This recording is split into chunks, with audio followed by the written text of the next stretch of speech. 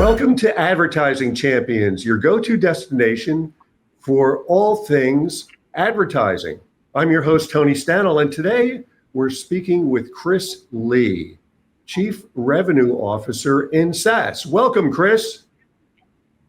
Welcome, Tony. Thank you so much for having me. I really appreciate it.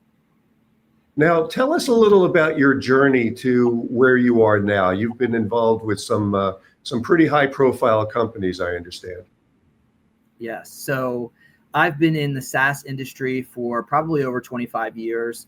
I've spent time at Salesforce.com, DocuSign, Reputation.com, Latch, Zilliant, and so the list goes on and on in terms of the SaaS world that I've been within. But it's an exciting place to be. It's a game-changing place. And a lot of the areas that I've worked with in the past are and have been pre-IPO companies like a Salesforce.com, a DocuSign, a Latch. And it's really critical that when you go through the industries, being a part of those pre-IPOs are the thing that really forms the way you do business and the way you sell. And I think I've learned a lot in my 25 years from organizations like Salesforce and DocuSign and Latch pre-IPO. And so you're involved with a lot of startups, I gather. And what, tell us about the approach to them compared to more mature, bigger organizations. Yeah, the great thing about being a part of those early stage companies is that it allows you to really be able to take a lot of those ideas and bring them to fruition. And in addition, it's also it gives you the ability to learn the ins and outs, the bumps, the bruises, the potholes within the organization as an early stage company. And I think being a part of especially the Salesforce.com ecosystem has allowed me to take a lot of those learnings of growing up within a pre-IPO company, being there for nearly 12 years, growing it from 20, 30 million in revenue to over $1 billion in that time frame. You really get to understand the ins and outs of an organization. Gotcha. And as in your capacity as a chief revenue officer, what advice would you have for people just coming up in that world in terms of how to properly approach it? Tony, it's a great question. I've authored a book called The Principles of Power. And the power is actually broken out as partners, organizational charts, war room, executive sponsor, and roadmap to closure. And they're my key points in trying to drive a sales cycle.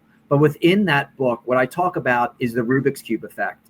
And the Rubik's Cube effect is essentially allowing salespeople to understand that it's okay to fail. And each time when you think about a Rubik's Cube, and by the way, I think I'm dating myself right now when I talk about the Rubik's Cube, but as you solve for the Rubik's Cube, you solve for one side. And when you solve for one side, you still failed, right? But it's having that wherewithal, the perseverance to continue to change, adjust your process in order to get those other remaining 5 sides. But you still get 2 sides, you still fail, right? But once you continue to change it and adjust it, you finally solve for the entire cube, and then you replicate it. And that's exactly what sales is being able to take those failures and turn them into success. And ultimately then take that success recipe and apply it to everything that you do.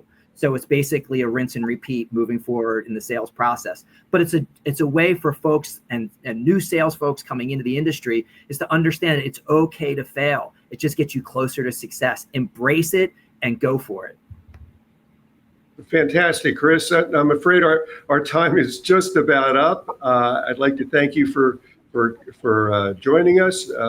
People could find out more about you after this podcast drops. Absolutely. Looking forward to it. Thank you so much for having me, Tony. This is an awesome show. I listen all the time, and I've taken so many nuggets and share them out in the industry. So keep going and keep doing what you're doing, because this is absolutely an awesome opportunity for salespeople to listen in. Well, thank you, sir. And thank you for tuning into this episode of Advertising Champions. For further information, be sure to visit dailynewsnetwork.com, and we'll see you next time.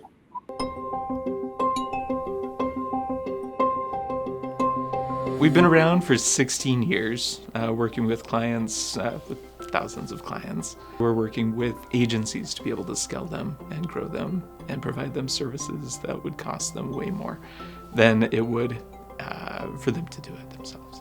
Anything oriented around lead generation, video creation, web design, we're full service, so we can really serve most people.